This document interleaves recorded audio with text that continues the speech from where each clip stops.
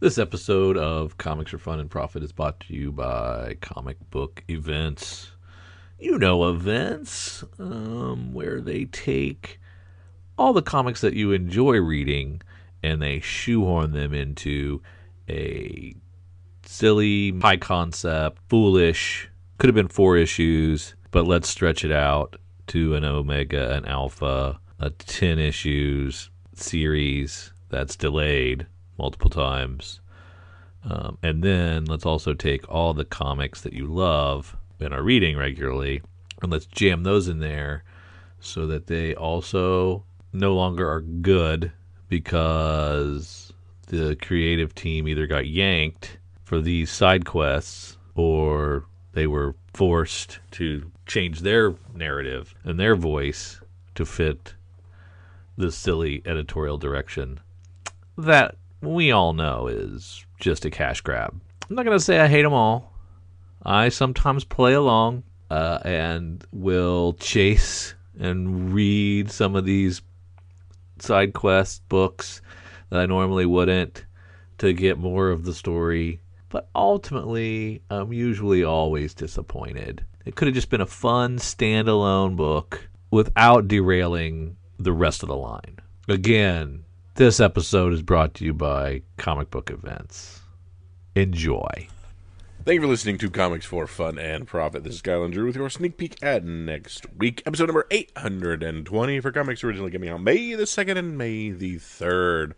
But before Drew and I get into what's coming out in your local comic book shops, this is coming Tuesday and Wednesday. Drew, do you have anything extra going on in the world of comics that I just have to know about? There's all kinds of stuff going on, but it's my birthday. Yeah, it is. And so that means You're depressed. NFL draft. Oh, sorry. That it's NFL draft time. It always lines up with the NFL draft. And so Kyle and I have been kind of glued the last couple to our mighty Steelers because we have better draft picks than normal.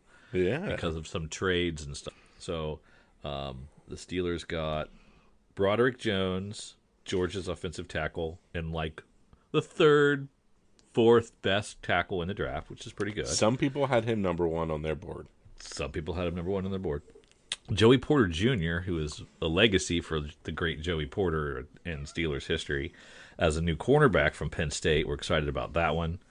A Keanu Benton, who's a defensive lineman, like a big old nose tackle, the new Casey Hampton. Yeah. Was a high school wrestler with a wrestling record of 80-4. So good leverage guy. Those are the kind of things I like to see. Oh man! So he ain't gonna run through the middle on the Steelers. So he's out of Wisconsin. And then we've had a lot of luck with beefy, defensive players out of Wisconsin. Yes. And then just hot off the press, just seconds ago, which is we're starting late because we wanted to see this last pick in the third round, was Darnell Washington, Georgia's tight end. So he looks otherworldly as well. Going to go with George Pickens, last year's wide receiver out of Georgia. I mean, I'm excited. This is like the most solid draft, first 2 days of a draft they've had in a long time. We're in a good mood. Mood. And it counteracts the fact that I'm aging, so, which is good. Kyle, you know what else is today? What's that, sir? April 28th is National Superhero Day. Yes, it is. Which I did not know. So until just now. So with National Superhero Day, begs the question: who's your favorite superhero? And I think I know it's Nightwing, right? Correct. Nightwing has always been the one I gravitated towards. The younger, the boy wonder, the sidekick that became his own superhero that wanted to go through a man who learned tutelage from both Batman and Superman, hence his name of Nightwing and that kind of thing. Yep. And obviously mine's Moon Knight. That's kind of an obvious one. Who would you say is the most overrated superhero? Wolverine. Okay. All right. I can see that. I was going to go Deadpool. I wouldn't even consider him a superhero. He's more of a what the question we got last week or the week before? The Kind of anti-hero like mercenary, or like an anti-hero. Yeah. the Who would you say is the most underrated superhero? underrated Flash. Flash. Yeah. Very few Yeah. people He's are got. just like, I'm a Flash guy, but like, dude's like straight OP and a really I cool would think. character. I think people are still sleeping on Hulk Yeah, because I think Hulk is like people don't consider him like along with like Thor and some of these other massive, super strong and immortal. We think he's probably going to be immortal of his powers. So, yeah, he would probably be underrated. another of my favorite underrated Nightcrawler. Yeah, Love me some Crawler. you love him, but why is he underrated? Just because you don't see a lot of people that are just like, Nightcrawler. Yeah, I like that three-fingered blue guy. Yeah, He's very few people's favorite X-Men, but yeah. good dude. If you had a superhero power, what would it be? See, I'd be evil though. I'd end up a villain. That's the follow up question. Yeah, because I'd be like invisibility or teleportation. Invisibility to look at girls naked. Yeah. I'd be all Porky's in it up and things. Yeah, it'd be horrible. I mean, I think it's tough. The power of flight. You only get one, so you get. And the age-old question is, if would you rather teleport or fly? Is kind of a look into your psyche. Is it about the journey or is it about the destination? Ooh, Yeah. didn't catch that. No, Yeah. you never knew that. That No. specific question is a two-parter because it also is it about the journey and how you get there, or is it about just boom, I'm at my destination and it's about destinations for you? Yeah, I think I definitely want to fly, but I didn't think it was because I enjoyed the journey. Mm-hmm. But I guess I guess teleportation would be pretty cool. Yeah. So, I mean, invulnerability would be nice. There you go. Would you be a hero or a villain, Kyle? You said you would be a villain. I know myself all too well that eventually if I'm teleporting, I'm like, oh no, I found myself at a bank. Yeah. I would be I would be a hero who occasionally used his powers for self just help myself to riches. Yeah. So I'd be like a Tony Stark, I think. You're like, oh no, Bernie Madoff randomly found strung up in the middle of Times Square. Yes, yeah. These really bad people died, but all their money also disappeared somehow. What is your favorite superhero costume or symbol? Power Girl. No, just kidding. That's a good one, man. That's a good one. I've always kind of been partial to the Green Lantern symbol. Yeah. I always thought that was pretty cool. Green Lantern, Green Arrow are always big favorites of mine. Yeah. What would be your favorite superhero comic adaptation in movies? So favorite superhero movie, basically. Or, if it's easier, you can first answer TV. Your favorite TV adaptation. Dean Cain as Clark Kent and Lois and Clark. No, I was like, when Smallville first came out, I loved Smallville and kind of the young Clark Kent and how good Michael Rosenbaum was as Lex Luthor. I thought that was super, super good. So as far as TV adaptation, that's the one that was the earliest and the one I still remember when, Clark gets exposed to pink kryptonite and decides he's going to steal a Nintendo GameCube and stuff like that. Those are all memories I can't shake. I've never seen an episode of Smallville. Oh yeah, so that's a hole in my back catalog there. Never seen the show. So that's interesting. It's vaulted to your top. Yeah, I'm like for movies. I can't get past Batman '89 for what it meant to me when I saw it in the theaters, and so it's going to be Batman '89 for sure as the movie. And TV superhero adaptation. Golly, that is tough. I mean, when they first did like Arrow and Flash on CW, yes. I was all about them. I mean, I really dug them. So, I mean, I think I'd probably go with the CW Flash. It was really at the time. I really loved it. Yeah. More so than even like the Netflix Daredevils. I really liked CW's Flash. For me, movies is going to be Tobey's Spider-Man. Yeah. Okay. Again, it was just that's one. It was a right? perfect time and space for me. Yeah, that was a great one. Have there been a superhero that has changed over time for either the worse or the better? So you either liked him and now you don't, or you didn't like him and now you do. Interesting. Is that too complicated of a question?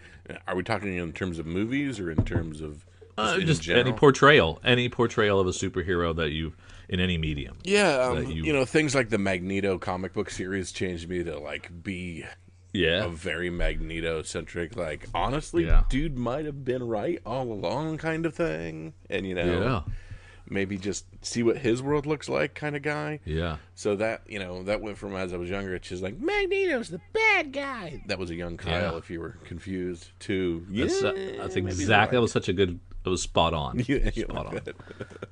Yeah. I would have to say, who do I used to like that I don't anymore? Or who do I used to not like that I do now? I mean, I used to be just infatuated with Sandman. Mm-hmm. Like when Sandman was out for on Vertigo Line, it was my favorite comic, and I loved it. And I put that thing down when it finished, and have tried to revisit that universe at various points in times when things have come out. And even tried to pick up old issues of the series that I loved so much, and it doesn't mean it does. I don't much. I don't like it at all, and I don't connect anymore. So I don't know what's changed there, but yeah, I lost. Sandman's lost a lot of stuff for me. I mean, when I was a child, I thought Power Pack was the greatest superhero team of all time. Yeah, that's true. And when's the last time? Yeah, you've picked that up. Yeah. Least favorite superhero cliche. Nobody ever dies. Nah, no stakes. Kill somebody off and just they're gone. Move on. Do something new. Yeah. Just constantly rehashing and look, Bucky's not dead. There used to be a few tropes that'd be like, well, some people can stay dead. Nobody ever stays dead. It drives me nuts. I do get tired of secret identities, I think. Mm. And I guess I get why, because people know who you really are, then they can go after your loved ones. But I think that makes it more fun. Like somebody going after your loved ones? Someone going after their loved one ups the ante. Yes. On what you got to do as a superhero. So I think they just all have, everybody has a secret identity. I don't know if I dig that as much. Do you have a favorite origin story? Daredevil. Daredevil's a good one. Regular dude, TGRI, ooze, splashed in the eyes. Truck full of barrels of stuff, hits you, boom. And I'm close to that because it's Hulk's. There you go. With the nuclear explosion, gamma rays. Yep. Yeah, that's kind of my favorite one. And also, I like the Damian Wayne kind of thing. Just raised with one family as an assassin, and we're going to try another family. Yeah. He's been an interesting character, too. Do you have a favorite villain or foe of a superhero? Dude, I love villains. I guess it's the same thing. It's crazy. Like I said, jumped on Magneto. Really, really, loved that run that we got back in the day. Can't remember who wrote it, so that's really horrible off the top of my head. Even the Joker's been more and more, just a crazy person. I've been kind of grafting onto some of his thoughts. Both of our favorite superheroes don't really have good supervillains, though. Because you can't really take Batman's foes for Nightwing. He doesn't really have that many of his own. Moon Knights are all pretty lame. Yeah. So I would have to Bogart somebody else's some of my non-favorite people's favorite villains. But there are some cool ones. I mean, I like a lot of Flash's rogues, and I like a lot of Batman's rogues. Yeah. So it'd have to be probably one of those. And I like Spider-Man's rogues, actually. So, man, that is tough. That is. I'm a big fan. Probably going to go with Doc Ock. I was going to say I like Spider-Man's rogues gallery very much. Yeah. I think Doc Ock is my favorite. And, we had the slot run where Doc Ock was Spider-Man for a while. That was super good. Man, that was that great. that kind of cemented it. So yeah, I'd go. Who'd you pick? I don't remember. Oh, I talked about Magneto Joker. and Joker. Did you say yeah. Joker? Yeah. Yeah. I like Cool. sometimes just crazy people are awesome.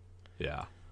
Those are our National Superhero Day questions for April 28th. So who knew that was a day? Kind of cool. Time for a break from our show to pay the bills. Check out beacons.ai/comics fun profit for all the C4 FAP links you could ever need, all in one place. You can provide feedback, listen, support, share, enjoy these. We have our Patreon there. You can buy us a beer or a coffee. You can check out our Instagrams, our Twitters, our Facebooks. Check out our YouTube page. You can email us. You can listen to our podcasts on Patreon, if you're a subscriber, on Apple Podcasts, Spotify, on Podbean. We have Google Podcasts on there. We have an Amazon wish list. You want to buy Kyle and I something? Fine.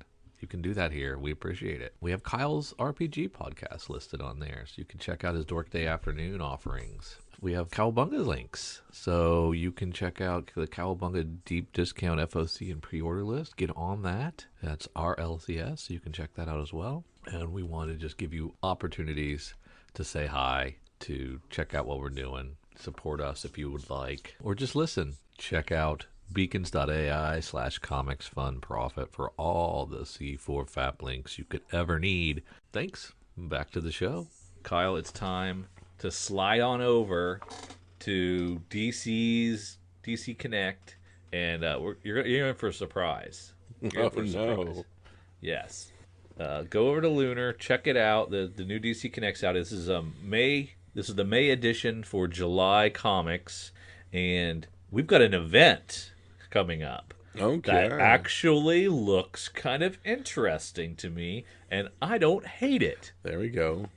So there's your surprise. All right, so we headed over to the DC Connect May for July, and the first thing I see on the front is Night Terrors, Knight Terrors. Horror devastates the DC universe as its greatest heroes confront their worst nightmares. Interesting. Yeah. Joshua Williamson and more being touted on that.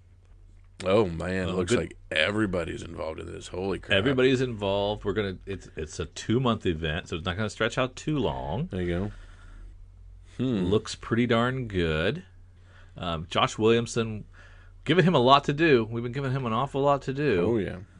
But like this kickoff month, we're gonna get the first Night Terrors First Blood #1.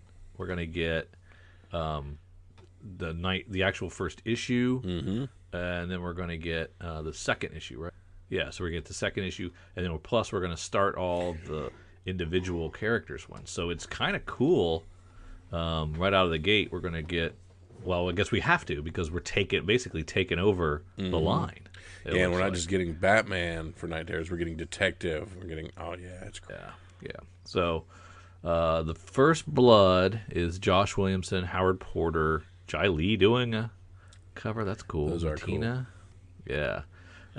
When Batman, Superman, and Wonder Woman find the body of an early enemy inside the Hall of Justice, their investigation takes them past the land of the living, beyond the land of the dead, and directly to a new villain called Insomnia, who uses his powers to engulf every single hero and villain in their own dark and twisted nightmares. The only way to save the world is to call for the help of an unlikely hero, Deadman.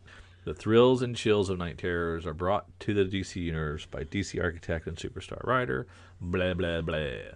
So, Deadman. I love me some Deadman. So he should have been an underrated hero because he doesn't get enough. I was thinking he doesn't get enough pub, but hey, he's going to get some here. Right here, he's being used to his fullest. Yeah. So Boston Brand, who can possess other people and take them over. He's a cool character, man, and this could be some fun. I'm weirded out by some of these covers here for this Night Terrors, the Night Terrors First Blood #1. Looks like we've got just like a dead Harley Quinn as the 1 in 25, and all kinds of crazy stuff. We shall see. Yeah. Then we kick it off with the regular Night Terrors. Who is Insomnia? Follow the main Night Terrors storyline here. So we do have a new villain named Night Terror, or Insomnia. Yeah. The 1 in 25 is a throwback. A throwback where they're doing the old school cover. That's cool. And then a lot of Dead Man featured on these covers here for this number 1. Yeah, episode. so those people that like Dead Man, you're going to get some Dead Man on the cover. That's cool. Yeah. And you haven't had that in a while. And then for issue 2, we're getting a Death of the Family homage. Yes, we are. That was kind of rad. Which is pretty nice. Yep. Yeah, that's pretty nice. Night Terror's Batman number 1, still Joshua Williamson on writing on this one. Gila March doing the art. Ever since becoming Batman, Bruce Wayne has been a creature of the night. He transformed himself into a symbol that gave the criminals of Gotham nightmares. But now, trapped in the nightmare realm, Bruce is stalked by the horror that he has created. Can he escape before his own nightmares pull him deeper and deeper in? I don't love all these covers. They all look a little murky, the same. But Yeah. maybe it's because they're really small and I don't have the detail. Yeah, so like the 1 in 50, the Dan Mora, almost looks like a design variant, but if that design variant was for Ice Cream Man. Yes. Kyle, we have a little bit of bad news here. Oh, no. Dick Grayson is a murderer in Night Terror's Nightwing number 1. Snap. And he's our boy Tom Taylor's not writing anymore. It's Becky Cloonan now. I will give her 2 months, but boy, when that's done, we'd better be back. Do we think that since he's doing Titans, he's not going to do Nightwing anymore? No. Or do we think this is just for this little side hustle? Yes. Okay. I say defiantly. So this says pigs, pigs, pigs, and clowns. Dick Grayson wakes up in jail to realize a nightmare has come to life. He murdered someone he loves, and the only thing making it worse is his past coming to form of humanoid pigs, playing the character of his childhood at Haley's Circus, scene by scene, leading up to the night of his parents. The Batgirls try to help Nightwing figure out who framed him or why he killed someone. It's his cellmate and other unlikely villains helping him. That could be fun. That Midnight variant is awesome. Dustin Nguyen. Oh, okay. Poison Ivy gets a Night Terror with a regular G. Willow Wilson writer on it. And wow, that cover is... Which cover is that, do you think? That's the Jessica Fong cover. Mm-hmm. It looks like a Norman Rockwell from Hell type of cover. It's another absolutely gorgeous and serene day in Pamela Isley's lovely little new neighborhood. Everything and everyone here is wall-to-wall smiles. Nothing ever goes wrong. Everyone is friends. And best of all, it's made just for Ivy with lots and lots of love. WandaVision. It does. It is WandaVision. Now, Pammy, don't frown, don't fuss, and don't fret. Just because this wasn't what you thought you wanted, that doesn't mean it won't. Huh. Yeah, that's a total ripoff. This Catwoman Night Terror has a tentacle porn cover. It looks like. Yes. What is going on there? Borderline H. This is Layla Laez who's doing that. It's goodness. ironically there's a Tula Lote cover, and it's not the creepy sex one. Yeah, right. Dustin forgive me, Nguyen with another midnight cover. This one incorporating more nightshades. Oh my goodness! Oh my goodness! Window shade variants. The best of both worlds. That's awesome. Forgive me, sister, for I have sinned. I murdered Valmont, the man I love, in order to save the man I loved, Batman, who will never forgive me for breaking his one rule. But please forgive me, Sister Zero, for this nightmare realm you put me in as penance, from which I can't seem to wake up. Oh, these are fun. Yeah. These are going to be two issue. These are going to be 2-issue little pop. They're not 6, not 6 issues. It's going to be 2. I can do that. That's cool. I think this reminds me of those villain covers we did with the one-offs where they were all darker, like Harley just murdered like 9,000 children in the one and stuff. So Yes, right. I like the fact that we're going dark with some of these stuff. And I'm not typically a dark guy, a horror guy, but so far so good. By the end of this, you might not be ever No again. doubt. Yeah, it could be rough. So I think, so far I'm reading all these, I think. But this is probably the first. Like, I'm not going to read this Harley, I don't think. Yeah, that's the one that I think looks kind of dumb. Yeah. It's. Well, I mean, I'm not reading the book anyway. I do like, the covers are great, but I haven't been reading it. Backup. So I don't know that this would be one to get back to. Backup by Leah Williams and Ben Temples. That alone might get me to read it. Okay. Well, there you go. So these are $5 books with. They all have backups, or some are just oversized? No, some are just oversized, some are standard. This one includes a backup at no additional cost. Oh. And if we're going a little darker and we get Ben Templesmith, Yeah. Yeah. Leia and Ben help crack a cosmic mystery night terror. This case goes so many layers deep, it's practically a true turductive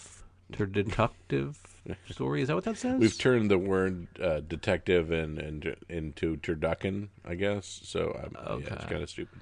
That does sound kind of stupid. But then we got Matt Rosenberg doing the Joker, so I guess I am all in still. Mm-hmm. I am still all in, especially since I want to read this Templesmith. So okay, I'm all in. And yes, garbage covers, really bad covers. Yeah. For Joker? No, for Harley Quinn. The Frizen one's nice. Oh, come on now. The Sweeney Boo is great. Huh? Yeah, Sweeney Boo's great. Oh, you mean the one with the red blob with her? She's carrying a flashlight. That's stupid. Oh no, I get the Frizen is great. Yeah, I can't. Again, Frizen can do no wrong. Everything else, hot garbage. Yeah. Okay, gotcha. Even though one of them's a video game homage, it's a stupid one. Look at which one is the video game. Well, the main one's got a character select screen. Oh, I got you. Okay, cool. Then we have the Matt Rosenberg Joker, where Joker's worst nightmare becomes a reality. He's got a day job. How does he handle meetings that could have been emails? Homie has a Batman tie on. That is awesome. It is a Batman tie. That should be fun. Then we're at Robin, #1. Now, this is Kenny Porter doing this with Miguel Mendonca on art. It's Robin versus Nightmare Robins. When the two Bat brothers get taken into the nightmare realm, Jason Todd and Tim Drake must fight against their worst fears and each other as they're forced to lives. Are all of their worst fears mediocrity? Because they are. They are not the world's favorite Robin. Then we have Superman, Josh Williamson and Tom Riley.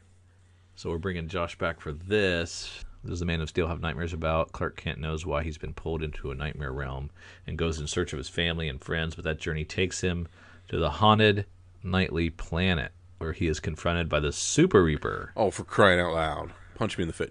Not the daily planet, but the nightly planet. Okay. Right. Well, there might be a lot of that sort of play on words in these, so you better get your britches ready for that. Get my eye rolls out of the way. Get them out. Get them out right now. Yeah. Night Terrors action. Yep. I don't know that I'll do Superman in action. I might skip those. Action Comics #1, slipping into the world of nightmares, is only the beginning as Power Girl faces off with the scariest dream of all, herself. Paige may have narrowly escaped the grasp of the devious Johnny Sorrow, but all of that was just a warm-up for the real villain inside. Meanwhile, the Super Twins are lost. Okay. So, never mind. Bad joke. Are lost in a terrifying dreamscape and being hunted by a nightmare version of their own adopted father, the murderous cyborg Superman. Can Superboy, Kong Kanan, and the Steel family find the twins in time to save them, or will they join his bloody list? Interesting. Oh, about that one. I'm glad we're finding ways to shoehorn good old cyborg Superman in 40 years later. Yeah. Right. The Flash is Alex Packnadel and Neil Bayless. Not my favorite creative team. Skip that one. Flash family, Barry Allen from the Edition Pariah locked him in. Home for some quality time with Iris. But the world is plunged into the dark. I don't know about that. Yeah. Yep, I'll read this one. Night Terrors Wonder Woman #1, Josie Campbell and Stephanie Williams. Art by Juan Ferre. With a nice little Jai Lee cover with good old Detective Chimp on the cover. Oh, that's great. Another one. Okay, I like the 1 in 50 Dan Mora cover as well with the Six-Armed Goddess version. Okay. I like that. After investigating an alarming intrusion in the now defunct Hall of Justice, Wonder Woman and her unexpected new ally, Detective Chimp, suddenly find themselves in a world where their worst nightmares come to life. Who could possibly defeat these things that go bump in the night? The Justice League Dark. Dun, dun, dun, the Amazon Princess. Yeah.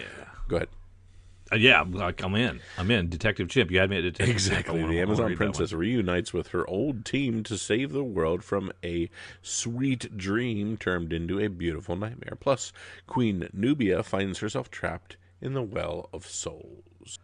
Looks like we got Constantine on that one cover as well, so that's could be cool. That bodes well. Yeah. That bodes well. Then Titans is going to do a Night Terror. This is Andrew Constant and Scott Godlewski with a Yannick Paquette cover. So no Tom Taylor on this one either. The kids are not all right. He gets time to chill and relax. Yeah, he's taking a vacay. I like it. Working on something else. The kids are not all right after plummeting into the Nightmare realm. The remaining members of the Titans come face to face with a fever dream turned reality. The Terror Titan. Warped versions of our heroes are prepared to do anything to become the even kill. Probably skip that one. Yep. Shazam is Mark Waid, though, Kyle. Hey, that's pretty cool. Yep, written by Mark Waid with Roger Cruz and a Dan Mora cover A. Enter the Teeth Shazam, Teth dash Shazam. Oh, okay. So, of all Earth's heroes, Billy Batson is the only one in double danger because he and the captain are each haunted by their own sets of nightmares. And if the world's mightiest mortal can't survive his own fears, what chance does the rest of the Shazamily? Okay, so Batson fights his nightmare, and then Shazam fights his own. Yeah. Okay. Jeremy Adams and Alex Segura doing the Green Lantern #1 for Night Terrors. Hal is, and this is of course Hal. I guess in space you can have nightmares too, so that's good to know. Back in space to face his greatest fear, something is wrong in Sector 2814, and Hal Jordan, Kilowog, and a few other Lanterns must find the mysterious disturbance, despite a ban on any of Earth's Green Lanterns leaving their world. What they discover is a planet controlled by a familiar face, the face of Hal's greatest fear. And in a backup story, Sinestro finds himself thrust into a new reality that drags him into the darkest corners of his past and perhaps his future. So we got a backup on this one, but we're not told who's writing it. Yeah, I think it's probably Jeremy Adams and Alex Segura, I'm guessing. Yeah. Since we listed 3 artists and 2 writers, I'm guessing they're covering both of those. Yeah. But Green Lantern does that whole overcoming fear anyway, right? I believe. So this is going to be pretty cool, right in his wheelhouse, and then having a Sinestro backup. I'm in. I'm in. Next to Laura Flees, another bad guy we kind of like. Yes. Black Adam, Night Terrors. This is Jeremy Hahn. Oh, it is Jeremy Hahn. Yeah. Oh man, Black Adam is defending Kahndaq from a border assault. When the deadly nightmare wave sweeps the planet, putting all men, women, and children into the nightmare again, including the fierce monarch. Not the Hence monarch. God, I'm blind. The fierce monarch. But what are his deepest, darkest nightmares? What horror can put fear into the heart of Black Adam? And maybe is Jeremy Hahn. I might give him a shot on this. I wouldn't normally read Black Adam, but I might with him on it. Wii U, new character alert. Night Terrors, Angel Breaker, #1, written by my boy, Tim Seeley. Art by whoever Aki Bright is. So this is just the 32-pager. This one's only $4. Deep in an abandoned Cobra safe house is a device able to access the dream powers of John Dee, a.k.a. Dr. Destiny. As heroes across the world succumb to nightmares, Angel Breaker wants it. That doesn't make sense. Yeah. Now, to infiltrate a Hall of Horrors, she'll need the help of Professor Thief. Or, I'm sorry, a professional thief. The man known as Raptor. I don't know any of these people, but Angel Breaker and Raptor aren't exactly friends. Can the mysterious Merc trust a man who feels nothing but grudges as the strange pair encounter a horror as old as the Coda Sisterhood and even more dangerous? While the world sleeps, Angel Breaker might be the final girl still awake. Hard pass. Gotta pass on that one because I gotta save room. Because of Seeley. Well, no, not just because of Seeley, because that's a terrible solicit. It And wasn't just the way I read it and stumbled through. that probably didn't help, but but we do have Zatanna, and although I don't know Dennis Culver, David Baldion, well, David Baldion, I know.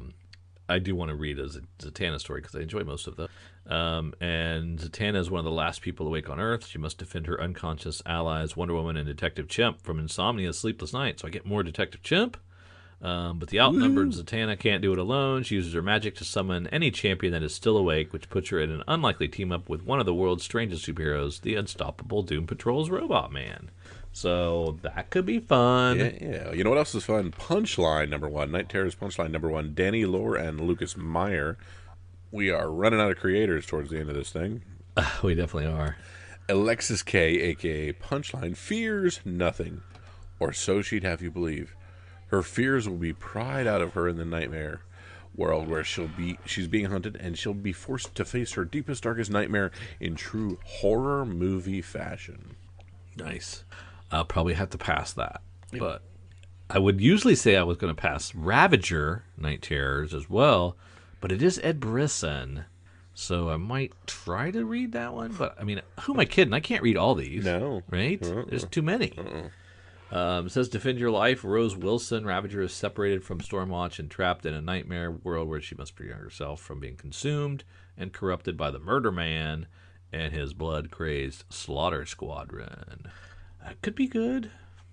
And that's it. That's all we have. That's a lot of night terrors. Take a deep breath, ladies and gentlemen. We are out of the nightmares and on to real books. And what kind of real book are we going to give them? Oh, the ultimate palate cleanser. We are going in to Hawk Girl number 1 by Jadzia Axelrod. Oh, the great Jadzia Axelrod, of course. But the good news is we have a nice Derek Chew cover, and that helps cleanse the palate. So, Kendra Saunders. Jadzia Axelrod. Yeah. Galaxy, the prettiest star, right? No. I don't either. How about a Menke Nahuplan, who did? I guess she does. That person has done more things. Anyway, back to you.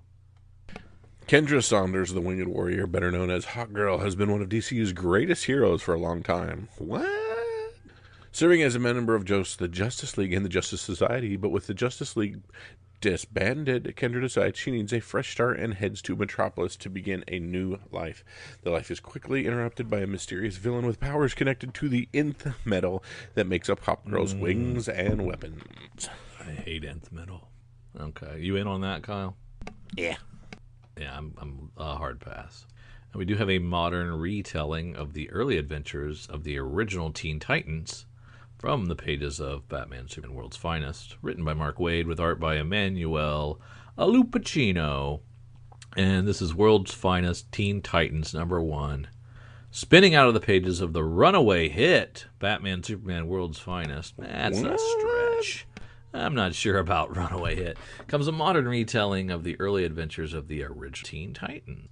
Led by Robin, the Boy Wonder, a new super team has burst onto the scene. Meet the Teen Titans, DC's grooviest group filled with super teens with super problems. When they're not fighting alongside their Justice League mentors, they're managing their image and cultivating the rabid fan base that helps them save the world. As all the while, a danger from the shadows intends to tear those friends apart before they ever reach the big time. Before they were the Titans, they were the Teen Titans. And you won't want to miss this fresh take on their origins from the legendary talents of Mark Lupacino. So, Kyle, this seems like it's right up your alley. You were a big Teen Titans fan. I was. So, yeah, I will dip my toe in. And I also love this W. Scott Forbes 1-in-25 ratio variant. I think that is a phenomenal cover. And, of course, you can't go wrong with a Chris Samney cover A. Oh, no, that's true. So they're going to take what might be dated stories and modernize them. In the 1-in-50, homie is holding a cell phone, so just FYI. Or they're going to take stories from that era of the early Teen Titans and tell stories that like fit in those veins. Or it's a modern retelling of an early adventure. I'm not sure how to read that. Is that just redoing those same storylines? Problems, new settings. Why would... That's tough. I don't know. But they also use words like groovy They also use words like groovy, which worries me. So we're going all really deep. We've got Tales of the Titans by Shannon Hale and Dean Hale. What? Yet another Titans book? Yep, yet another Titans book. The Titans have stepped up to become the DCU's premier superhero team, and all eyes are on them. Who are Starfire, Raven, Donna Troy, and Beast Boy? Where do they come from, and what do they stand for? All will be revealed in Tales of the Teen Titans, an all-new series of spotlight issues in the spirit of the beloved 1980s classics, Tales of the Teen Titans. But we don't really know that they're going... they haven't... Has the first one even come out yet? No. We really don't know if it's stepped up to become the superhero team. Correct. You just want them to be. First up is the alien princess and warrior Starfire, whose huge heart, huger hair, and fiery fists have made her a fan-favorite member of the team. When a spaceship bearing Temerian markings crash lands on Earth, Starfire goes on a solo mission to uncover its origins. But what awaits her on the journey will bring her back to the earliest days of her youth, to memories of two sisters eternally at war, and perhaps the chance of keeping history from repeating himself. So that's an old story I know from back in the day. Is it? And I cannot wait to have a completely nerfed Starfire who's not allowed to be sexy, so bring it on. But this isn't the Mark Waid thing. Is this also, well, I guess, in the spirit of beloved? Okay. So all right. Well, that's not for me either then. And I think I'm going to, I've got a little more Super Adventures of Superman, John Kent. I'm bailing on that, even though that's Tom Taylor. I'm not reading that. The Super Sons reunited. Drew, Super Sons reunited. They're not my Super Sons. This is true. Superboy, Man of Tomorrow, #4. I do like the 1 in 25 with the bullets coming off of him. Yeah, I don't care about Connor. Do you care about the Silver Mist? No, Okay. probably not. So Steelworks #2 is dead before it needs to start. Reading that. Batman Brave and the Bold #3, written by Tom King, Ed Brisson, There I Christopher am. Cantwell, Colin Kelly, I'm back. and Jackson Lansing. Yeah, I'm back. I'm back in on this. There we go. That sounds good. Ooh, and we're going to do Spirit World, and we're going to have Constantine on. Okay. But this looks a little too all AG, doesn't it? The Hunt for Get Back Girl with John Constantine. Rom V with the the Vigil. The Vigil. I don't know about that. Greg Pak, City Boy. I don't know about that. Not a Batman Beyond person. Don't really like that. Hold on. The sequel to the smash hit Batman Beyond Neo year, we get Neo Gothic #1. Terry McGinnis defeated the evil AI controlling Neo Gotham and asserted himself as the one true Batman. But his next battle will bring him to the remains of old Gotham. Children are going missing and being swallowed by the city's old bones. Batman Beyond will have to go underground, led by a mysterious splicer named Kyle the Catboy. Ooh, now you got me. To find Kyle the Catboy. to find the children and to confront the city's buried sins. What happened to the green of the city? What happened to magic? And what villains never left old Gotham? All these questions will be answered by the red-hot creative team of Colin Kelly and Jackson Lansing and Max Dunbar. Oh, and Max. Okay, I'm looking at the art. It looks okay. Look at that cat. That's Kyle the Catboy. He doesn't get a cover, though. Yeah, that's true. We're going to give Harley Quinn the black, white, and red treatment with black, white, and redder #1. Zdarsky is going to do writing on this with Leah Williams, Paul Scheer. These are going to be such good covers. They're going to be such good Giovannetti. covers. They're not showing us them as an art germ, as a Gia March. Actor Paul Scheer is doing the writing. That's cool. Oh, wow. He's kind of funny. Let's see. We have Superman: The Last Days of Lex Luthor, Mark Waid. which is Mark Waid and Brian Hitch. So that's a heck of a combo. That means issue 1 will be on time, and good luck on the rest. But they do reunite to tell a tale centered on their favorite superhero. Superman learns Lex Luthor is dying, and he wants the Man of Steel to help him find the cure for what is causing his rapid decline. While the world wants to say good riddance to Luthor, Superman will go to the ends of the universe, through different dimensions and across time to save his foe. That's dumb. But I guess that's what Superman is all about. But just why does he want to save the person who spent his life trying to destroy him? And will he even be able to find the solution? Is it Black Label? It is Black Label. So there's a chance you will see Superman's dong. I don't know about that, but it will be high quality. Looks pretty good. I'm going to let you read this because I don't know what Thessaly is. Yeah, I don't either. It's a Sandman universe. Like I said, I'm not doing it, but it is James Tynion writing this time. Ooh. And the immortal witch Thessaly is no stranger to dead ends, but she's won the hearts of gods and beings more powerful than gods, and persistence has always been her strong suit.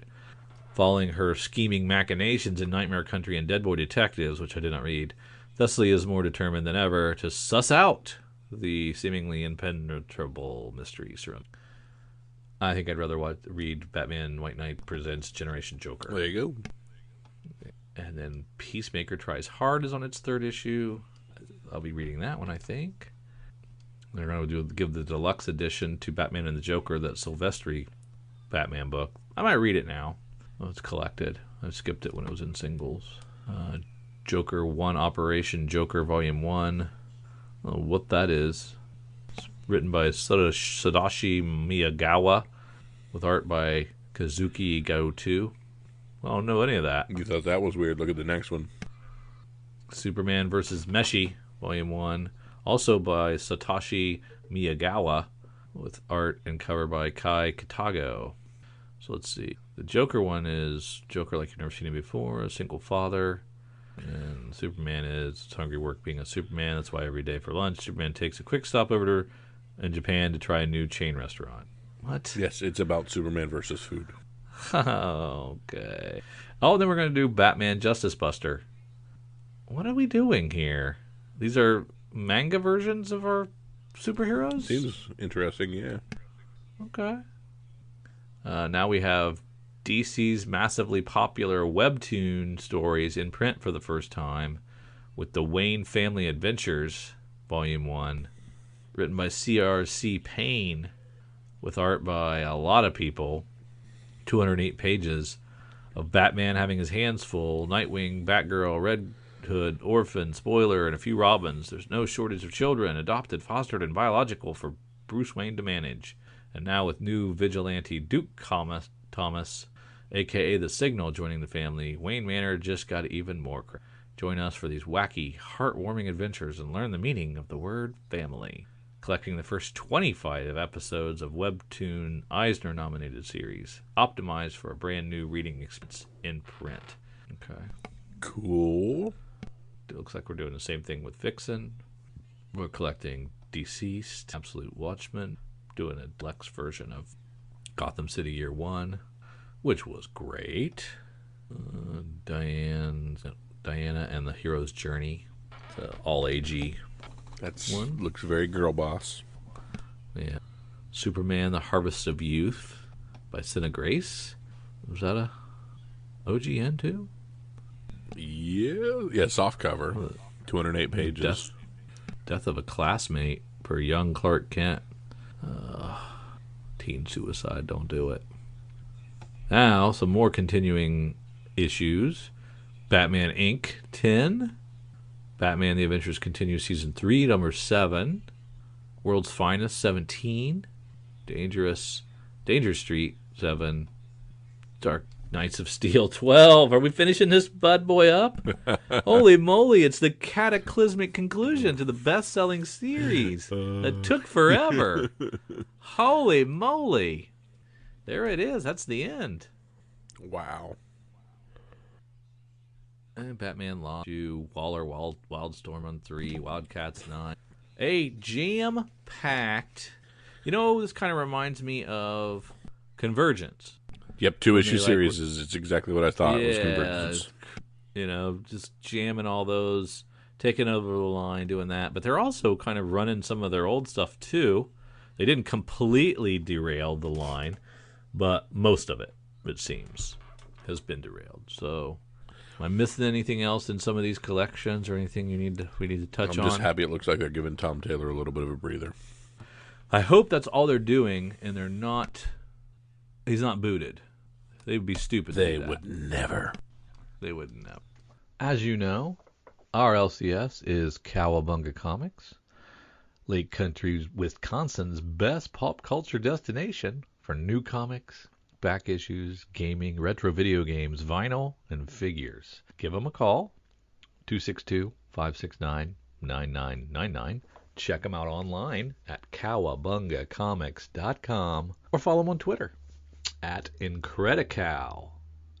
They are our LCS, and we utilize their deep discount mail order service to bring Oconomowoc, Wisconsin closer to us. They'll take care of you.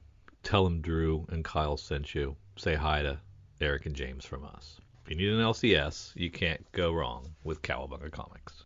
Let's head on over to our good friends at comicbookinvest.com.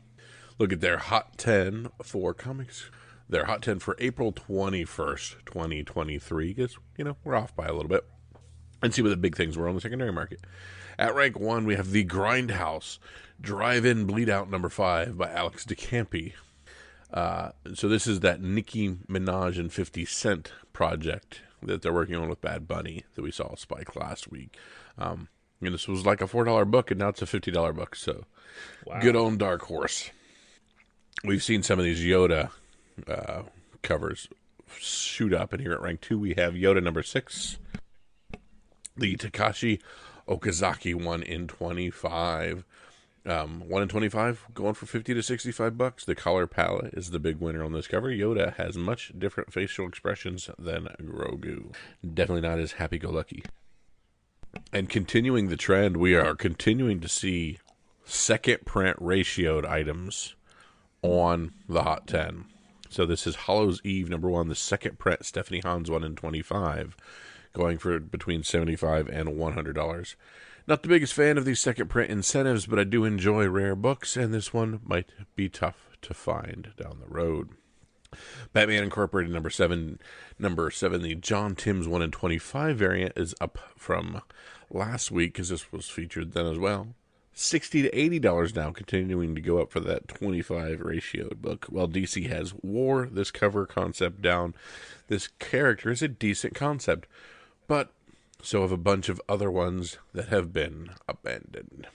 At rank 5, we have the 8 Billion Genies, number 8, the Hoyadine Space variant, going for over $100 friggin' dollars. While some say this is limited to 88 copies, we doubt that. It's a very pretty cover and clever use of the minions. Just try to figure out the long-term prospects on this one. Let's say first we have to figure out what the friggin' print run is. When did you say? Yes, exactly. At rank 6, we have Star Wars, the High Republic number 7, Mike Mayhew Shadow Virgin variant. Was a $60 to $90 for a 9.8, now $80 to $100 for Raw, the first Darth Crawl, who is rumored to be in the new Star Wars Acolyte project. At rank 7, near and dear to my heart, Resident Evil Infinite Darkness, the beginning number 2, the Alan Qua 1 in 10 variant, going between $20 and $25. This is a long name for a book title. Can't imagine very many of these books are out there. I do like me some. At rank 8, we have She-Hulk, number 12, the Ji-Hyung Lee 1 in 100 Virgin variant. For a 100 ratio, it's only going for a little over $125. While She-Hulk has lost some luster, pretty covers still sell. This one fits the bill. There is a much cheaper trade dress if you just want that. I agree. Is you saying She-Hulk lost the series? No, I'm just saying 12 issues in. It was a big deal, all these really stunning covers. Oh, okay. But we're kind of doing the same stunning covers. And how many times can you put her in the same bathing suit and have her stretch? True. Look, we're doing the same thing over Poison Ivy, right? 100%. Catwoman. Yep. Yeah. At rank 9, we have Marvel Superheroes Secret Wars number 8, the La Mole foil variant, limited to 1,000. I'm going for about $80 to $85. Almost every one of these reprints is a waste of paper and a waste of time. This one looks good. That background pops in a way that we were not expecting it to do. And at rank 10, we have the Spider-Man number 7, the Humberto Ramos variant. Dan Slott, Mark Bagley, between $30 and $40. This book is back and it is selling massive amounts on the secondary market. This shocks me, to be honest. So again, Spider-Boy and any different offshoots of spiders, still doing well. At the honorable mention, we have Tim Drake, Robin number 7, the Serg Acuna 1 in 25 variant, going for $200 to $250. This book has now become a ghost Whoever has bought these up are not getting rid of them at the moment. Interesting. Huh. Yeah. Yeah. And the other honorable mention, A Earthman on Venus. That's an old book. A Ralph Milne Farley book. Wallywood art. A CGC 9.2 for $5,000. We love this cover. I mean, 5-year-old is terrified of ants, so maybe we'll try to find and put this in their bed. Ha ha ha. No, that's a 10 center. That's a 9.2. Yeah. Wow. That's a pretty. They took care of that. Yeah, I wonder if that's a thick boy and not a real floppy. Who knows? Yeah, maybe. It's crazy that it's in that good a shape. No kidding. All right, let's shoot over to FOC. Of course, FOC is our final order cutoff. It's our last little ability to add a few things to our order and say, hey, this book's going to be hot, and I got to have it in my hands. Let's go through just 2 weeks out and say, hey, we're going to cheat a little bit and make sure we get these books. I'm going to start with some of our lunar distributed items, mostly our DC friends, and see if there's anything I need in there. Starting with all the Action Comics 1055 variants. Really pretty ones, man. They're all really nice. There's a lot of them, too. Yeah. I don't have a favorite, really. I guess I would like the Bernie Chang's kind of crowded, I guess. Maybe too crowded. Yeah, I like the Raph Sandoval with the 4 of them. With the 4 card, trading cards. Yep. Yeah, that's pretty nice. Ooh, Black Tape comes back and finish up with its 4th issue. Be cool to see how that goes. We get that City Boy launching. City Boy. And we're even going to give him a design variant right out the gate. Yeah. The Inhucable is a nice cover. We determined not reading that Correct. one. Not even going to give it a shot. Lots of DC Pride covers. Okay. Those could do well. Mm-hmm. If the that Tim Drake Robin is any indication of people liking their cheesecake. Yep. Jen Bartel with the really cool tarot card cover for Harley and Ivy. Oh, that's nice. Yeah. Lots of detective. It's a $10 book, by the way. Oh, is it? Yeah. Looks like all the detectives look like Kelly Jones art, but there's only one Kelly Jones. They're all kind of a reminiscent of him, though.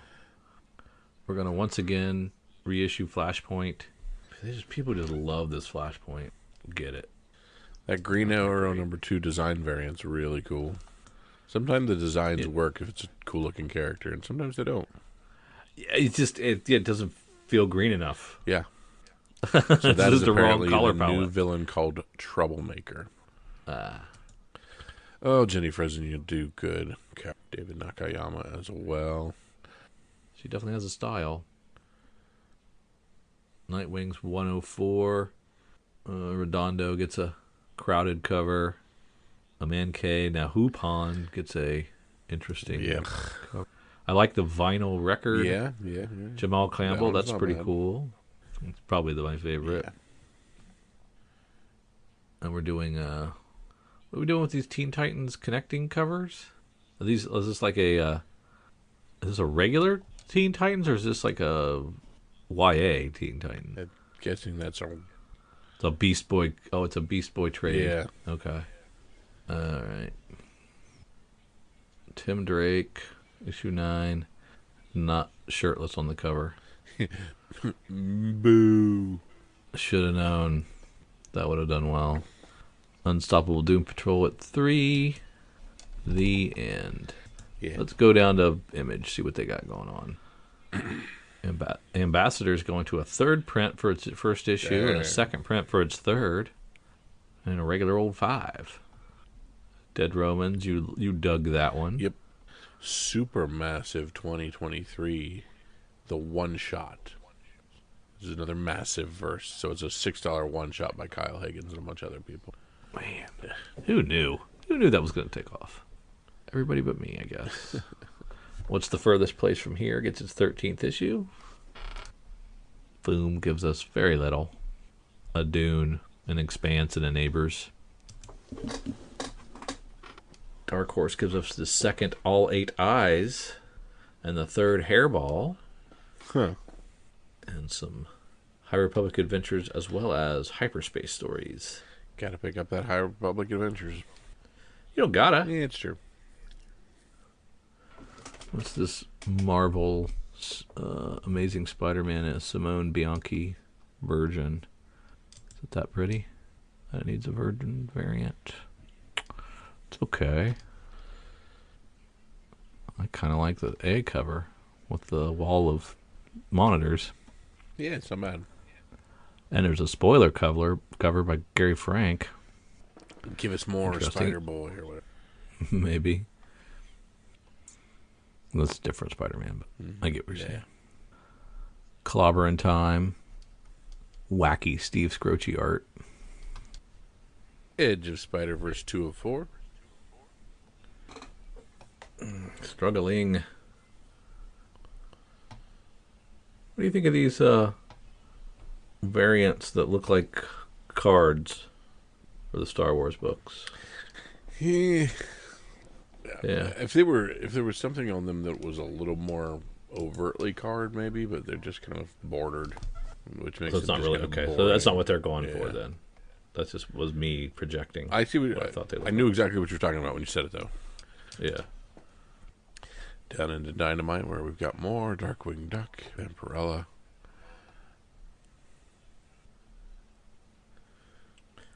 North Valley Grimoire by Massive Whatnot. Did they join forces with another company? Yeah, it looks like it. It just says Whatnot Plus Publishing on the front of the book. That's a lot of covers. Now, there is a really dope video game homage with the cover E. Cover E. Oh, GoldenEye. You got it, my friend. And then the cover J with the Mission Impossible. That's cool. Man, there's too many covers, though. Jeez. Yeah, way too many, yeah. Oh, my, man. Okay. FOC pick of the week. You got anything, man?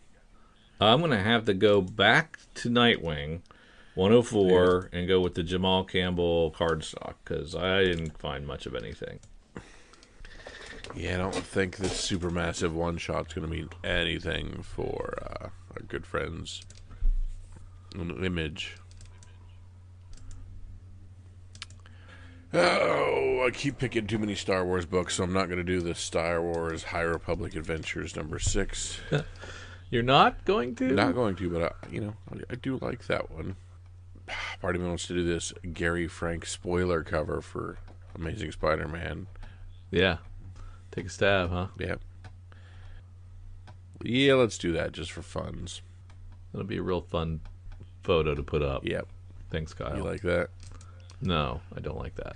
Well, But I can't take anything away from you. well, then it's the GoldenEye cover. North Valley Grimoire cover. No, E. you pick what you want to pick. You want to pick what you want to pick. This, that's fine. I never get to it'll, pick what it'll I look wanna fine. pick. You can pick what you want to pick. That's fine. It's not a problem. Yeah. Go with your gut. Let's go with that guy. Which gut was the ASM, Yep. right? Okay, cool. Let's cover price this beast. Sorry, I'm looking at another. It's an interesting. You still looking for picks? No, I'm just looking at who's on the cover of the Edge of Spider-Verse 204, the connecting variant. Oh, gotcha. All right. Well, now we're heading to cover price to look at more secondary market items, starting with, of course, rank 1, Spider-Man 7, the Humberto Ramos top secret spoiler cover, which is why I picked this one, because the Spider-Boy was one of those secret covers. Yeah. 142 continuing on the secondary market, 151 for CGC 9.8, and $40 for just a friggin' Near-Man book. It's crazy. And all because of Spider-Boy. At rank 2, we have Avengers Annual, number 10 from 1981. Rumors are running rampant. Nearly a year ago, the first whispers of Rogue appearance in the MCU started gaining traction. Towards the end of the year, there was yet another rumor that Keke Palmer was meeting with Marvel Studios to negotiate terms for the role of Rogue. In the last couple of months, the latest rumor was that Anna Paquin was set to return for her role as Rogue in the Deadpool 3 film. These rumors increased the market value of the first appearance. The latest news to bring this book back into the spotlight comes from the unlikely source, Saturday Night Live. In a recent SNL sketch, Jenna Ortega appeared dressed as a character modeled after Rogue.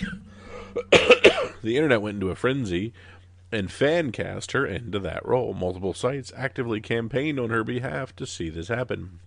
The positive reception has reignited the fire under the prominent key issue and tracked 23 copies sold, $665 for CGC 9.8, and $61 for all based on a stupid SNL sketch. That's the dumbest thing I've Sometimes ever heard in comics are my stupid. life. So stupid. My God. And it's not like Rogue hasn't been in movies yet, Yeah, yeah, right? 100%. So this is just a new casting of her in another movie. Why would that spike anything? Maybe. Maybe. No/1, number one, Geraldo Borges regular cover. Kyle Higgins and Brian Buccellato have created a captivating new noir storyline that explores murders, copycat killers, vigilantes, and political ramifications. Along with its gripping narrative, the 10-part series has enlisted Rachel Lee Cook and Patton Oswalt for an in-universe podcast. The story has generated much buzz, tracking 29 copies sold in the secondary market, $20 for Rawls, and you can find them for $4 if you try hard enough. Marvel Voices Spider-Verse number one. Along with the amazing cover, this book introduces two spider characters, Recluse and Spider Friends. We talked about how cool of a name that is, and how cool it would be if Recluse was just a tiny brown character with a horrible, ugly costume. $22, $35 for it was the high sale on those. Star Wars High Republic 5 from 2021. While Ahsoka may have taken the spotlight for the past few weeks, many Star Wars projects are currently underway. One of those projects is The Acolyte. The Acolyte is being marketed as a mysterious thriller focusing on the emergence of the dark side during the last days of the High Republic. Haha. Earlier this month, Star Wars Twitter officially confirmed that Rebecca Henderson would play Varnestra Rowe in the series. Her first full appearance is pulling tons of heat. And I am having coughing fits and can't talk. Tracking 24 copies sold. 9.8 going for $67. $11 fair market value. We talked about these when they came out in 2021. That was when we were pretty much just saying, just buy it. If it's Star Wars, just friggin' buy it. Right. And it turns out we were right. Just friggin' buy it. Marvel Superheroes Secret Wars number 8 coming in at rank 6. This is, of course, that black suited book from 1980. Stemming from a different version of Eddie Brock, the infamous Venom symbiote has already debuted in the MCU. The interdimensional alien Goo plays a prominent role in the origin of Spider-Man's black suit in the original comic storyline. The symbiote debuted during the events of the Secret Wars, with a similarly titled MCU film in production. Many collectors are banking on the forthcoming debut of the symbiote suit on this cover. 22 copies sold, $880 for CGC 9.8, and $200 for a very fine. We talked earlier about some of these Yoda covers for this Yoda number 6, the one in 25. They say you can get it for $103 for Rawls. Sometimes if you're watching it, you can still get it for $53, but going for double ratio, always a good thing. Amazing Spider-Man 31 from 1965. This June we are approaching the 50th anniversary of Gwen Stacy's death. Marvel PR has focused its promotions on reminding readers of this significant event. This event is getting so much press because of an upcoming event set to be revealed in Amazing Spider-Man 26. The issue is advertised as the most shocking issue of Amazing Spider-Man in 50 years. As we continue getting advertisements referencing Gwen Stacy's death, fans have revisited Gwen Stacy's first appearances. Harry Osborn and Miles Warren, aka the Jackal, first appearances are alongside Gwen. Not to mention that Spider-Gwen fans are finally acknowledging her very first appearance, giving it a long overdue boost and springing it forth as one of the most popular Spider variants. 15 copies on the secondary market, a CGC 7.5 going for $1,176, and a very good raw for $369. Boy, I would like to see what the high is on this book at some point in time. It's an interesting cover to it as well. I'll have to keep an eye on it. All right, Marvel Premiere 12 from 1973. Most people are looking forward to big announcements from the MCU revolving around Secret Wars, Fantastic Four, and X-Men. Most curiosity has been around the more prominent elements of the MCU. However, we still have a fantastic Disney Plus series to look forward to, like Agatha, the Coven of Chaos, currently in the works. During an interview last week, actress Patti LuPone revealed that she will play Lily Calderou. Lily first debuted in this issue of Queen of the Gypsies. The small piece of information was enough to send this issue flying into the top 10, 38 copies, $90 for CGC 9.2, and $15 for fine copies. And good old World Tree #1, the recalled Too Dark to See printing error, continuing to move on the secondary market. 27 copies sold. How could you sell these? They're supposed to be destroyed. $23.26 if you're not paying attention. Get them through online sellers who are just throwing their copies out. That's funny. How on earth are they existing? At rank 11, we have Deceased War of the Undead Gods #8, the 1 in 50 Soon Kumanaki version. Finally finished it up. It began its run 3 long years ago. It's finally reaching its conclusion. I enjoyed this series because it worked for me. I know some people said it was a little long in the tooth, but I thought it really worked. It just took a while to get there. So this one, 15 copies sold and a high sale of $80 for a raw, but it was a 1 in 50, so greatest flip. Spider Boy #1 from 1996. People continue to buy this because they like the other Spider Boy. So 18 more copies of this one sold with a high sale of $25 for a raw and a fines going for around $8. Star Wars Thrawn #1 from 2018. It sold 11 copies with a high sale of 102.50 for a CGC 96, and near mint's fair market value is around $42. At rank 14, we have Amazing Spider-Man 365, which was the first Spider-Man 2099. 19 copies sold with a high sale of $56 for a CGC 9.2, and a raw near mint around $17. At rank 15, we have X-Men #1, the cover D, but continues to pop back up. This is features the first team appearance of X-Men Gold, Blue, and the Acolytes, and a preview of Omega Red, all the way back in 1991. They're calling this a key. It's a lot of copies for a key, but okay. Tracked 13 copies sold, and a high sale of $108.50 for a CGC 98. Ambassadors #1, the Frank Quitely cover, comes in at rank 16, doing pretty well. We just talked about it being in its third print, so 17 more copies of this thing sold. High sale of $20 for a raw. At rank 17, we had Silver Surfer 53 from 1991. This is hot because of the Marvels trailer, getting people excited to learn who Zal Ashton would be portraying in the film. Dar-Ben. So some Kree thing. So tracked 41 copies sold, high sale of $93 for a CGC 96, and a raw fine going for $6. So pick up your raw fines. There you go. At rank 18, we have Deadly Neighborhood Spider-Man #5, the Juan Ferrere recent release. This book held out for some time, but finally saw a hefty drop and fell off our list completely because of the Spidey Boy competition, but only for a short time. It's back on. Another 18 copies sold. High sale of $125 for a CGC 98. Current raws going around $18. Rank 19, we have Star Wars The Mandalorian #1 from 22. We didn't love this comic because it's just a really rehash comic, of the it's show. just the script.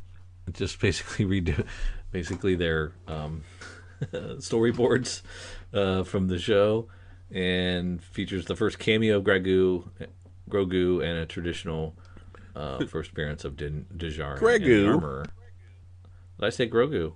Is it Grogu? First time you said Grogu, Grogu, and I'm like, is that his cousin Greg? I did. I may have said that. Yes. 21 copies sold. High sale of $91 for a CGC 90. And rounding out our top 20 is Ultimate Fallout 4, of course. One of our first Miles Morales, and this is a key. Yeah, no doubt. High sale of $2,000 for a CGC 98, and raws, near mint raws, 408. That propels us into what the kids are here for. That's right. It's time for the sneak peek. And next week, we're going to head over and see what's in your comic book shops this coming Tuesday and Wednesday. We're going to start with our Lunar Distributions items coming out on Tuesday, most notably our DC items. And let's start with the adventures of Superman John Gant. Yeah, I don't know. I like that. I don't even know about the Batman. Like the Jorge Jimenez, I'm not really sure I love Yeah. that. Especially This compared is to the Delato and the Art Germ. is this a this is Legacy 900? Yeah. Wow. Yeah. Okay. You seem underwhelmed. I am a little underwhelmed. Why are we not doing it? Well, I guess it's $10, so we're doing something. That's the foil variant. Is that all of them that much? Go to a regular, not a cardstock. $7. It's an oversized issue. How many? We don't know. Wow. Okay. Snuck up on us. But Del Auto and an Art Germ and a Neil Adams. So you can't. I guess you can't hate on it. Plus you get the. You also have the chance to get the first Poison Ivy in a facsimile. Yeah, and they're That's doing neat fun. things with the facsimile. You're getting the traditional facsimile, $4. You're getting a foil version of the facsimile for $6, or a blank version of the facsimile where they're just essentially cutting the head plate off and leaving it there, and then blanking the rest for $5. Which I guess is I okay. just don't know why I would ever want a blank facsimile. I mean, it doesn't make sense to me. Yeah, Like, you want that cover because you can't afford that cover. exactly. You And then know, you strip everything but the header off that cover. it doesn't make a lot of sense. But they're obviously selling because they've done it a couple of times. Who knows? Yeah. So we got Legacy 900 Batman. Now we're two away from Legacy 800 Flash. So we're at Yeah, 798. because that and Wonder Woman, I think, time up, don't they? Yeah, I think they quote unquote are going to be out at the same time. Yes. Joker, Man Who Stopped Laughing, hits issue 8. Lamentation #1. Was that an Oni press? The Oni press? Lamentations of Your Women. Money We Shot get #2. Yeah, baby. and Peacemaker tries hard starts. Right about that. That should be fun. So, which is the better entendre? Is it Money Shot comes again, or Peacemaker tries hard? I'm gonna go with Peacemaker because I don't like Poison Ivy hitting issue 12, looking good. Great Zermanico, Great, and great great Prison. prison. We are in the bag for Prison covers, both of us. I like what I like, and you will not tell me any different. I know, I like it too. Shazam #1 with a Chris Samney cover. Golly, that's gorgeous. That is the Dan I Mora love cardstock that. is an interesting take. Uh huh. Different. Different, useful. Not a terrible Yeah, version, nothing to but write pretty home about. nice. Heading Yeah. over to Image, and of course, Drew's going to talk about Hey Kids Comics Volume 3, #2. I probably will because I do love it. Although I'm not as well versed in what's going on in this third volume, the first one. Still good. Series premiere of Star Signs #1 by Saladin Ahmed and Megan Levers and Kelly Fitzpatrick. The constellations of the Cool. zodiac fall to Earth, granting 12 ordinary people from very different walks of life the superhuman powers of the star signs. But each of them is about to learn that power always comes with a price. Interesting. Great power comes great Yeah, responsibility. this could have easily been shoot. Wictive. Yes, thank you. Exactly. You and I are on the same friggin' page. That's basically a ripoff of Yep. Wictive, which is fine. It's Comics, fine. comics and theft Yeah. go hand in Wade hand. Wilson, Slade Wilson. It's been happening for years. Yeah. Dark Horse gives us Survival #1. This is Sean Lewis and Brendan Everett. When Emma Reed journeyed back to her hometown in Alaska, she was expecting a little more than a tense family reunion at the annual military alumni get-together. But early that morning, a plane crash landed in the thick woods near the mountain, and the creature within brings an ancient terror to the last American frontier. Wow. And, yeah, turns it into a killing ground. Maybe. So this is pretty much Manifest Destiny. No, I'm kidding. Yeah, I like it. That's great. Where Monsters Lie hits issue 4, that should be fun. Finishing up, that one was. There's so much good stuff in there, and it moves so fast because it's only 4 issues, and it had such a big cast. It was like I wish he would have pared down the story if this was going to be volume one.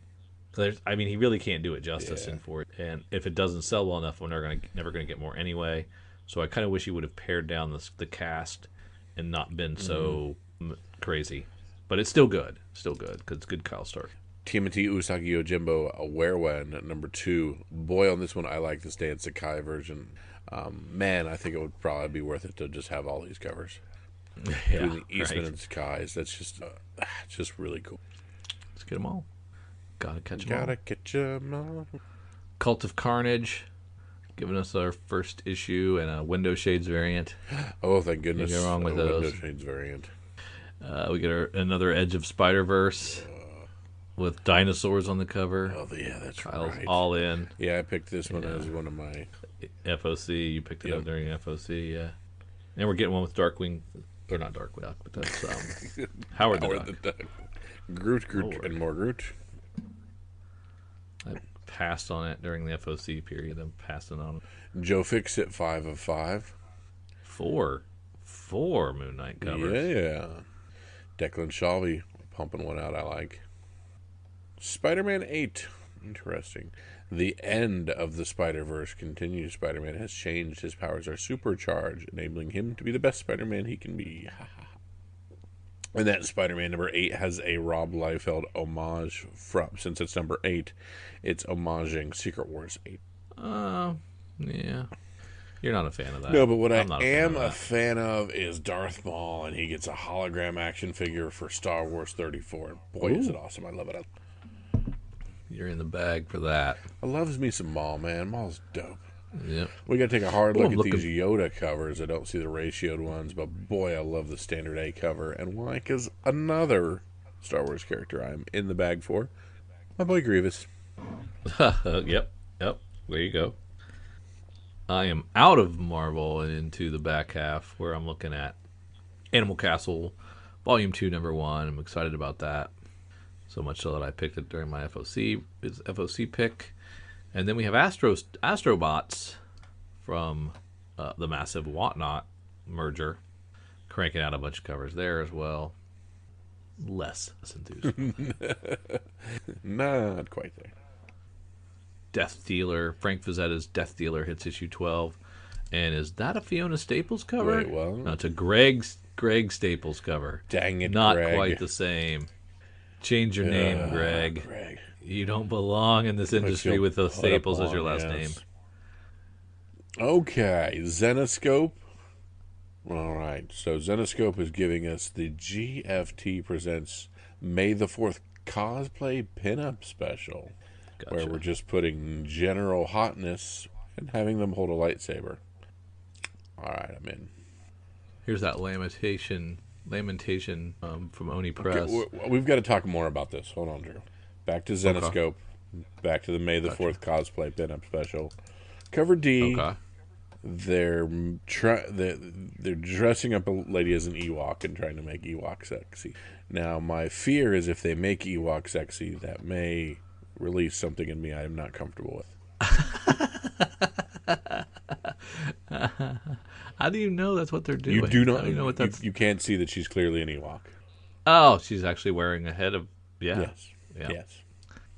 Yeah, it does it for me. So she's just... I'm in. Cover C is a Stormtrooper. Cover D is an Ewok.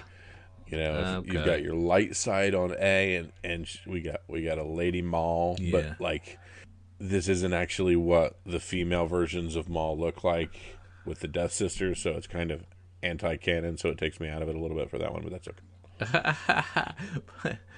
And they're obviously not paying royalties. Yeah, these are. This has got to fit into fair use somehow. Anyway, back to Oni Press's Lamentation. Sorry, my number apologies. 1. No, that's okay. That was a good rabbit hole to go down. I enjoyed that. That was cool. There's some interesting stuff going on. It's a Colin Bunn book, who writes 1 million words a minute, obviously, because he's got 1,000 books happening all the time. But it looks kind of interesting. A new production is set to begin in the famed Requiem Theater. Resides Lament, 3 acts of gothic horror set inside a haunted castle with a story that some say is more than fantasy. It's like a, I don't know, gothic noir type of thing. It looks like it's oversized too, so it might be cool. What's this one called? Lamentation Gotcha. #1. Okay, so this says it's a boom book, but I found it in here. Did we talk about Vicious Circle #1 going to a second print? I don't think Yeah, so. so it appears that the boom book Vicious Circle gets a second print of that 3-issue series. Yeah. Mad Cave gives us Monomyth, Mana. where magic is all but extinct, but the last ailing wizard casts a final desperate spell to summon the descendants of ancient bloodlines to a school for magic now in disrepair. Poor man's Harry Potter. 100%. All right, Drew, are you finding Might be it. anything else you think you need in here? Yeah, I'm stuck. If not, I'm going to ask you for your pick of the week. What's the one pick that you think you gots to put in your bag? Because it's going to make you a little bit of money and be great on the secondary market. I think I'm gonna take this Chris Samney Shazam #1. I really like that cover. Very cool, very cool. And I'm going to go with Spider-Man #8, the Rob Liefeld homage variant. That's of course, homage to Secret Wars 8. I just think it's cute. And with that book commanding a little additional, this one might be fun in and of itself because everybody loves Deadpool. So, yeah, that's what we need, more homages to Spider-Man. Shut up.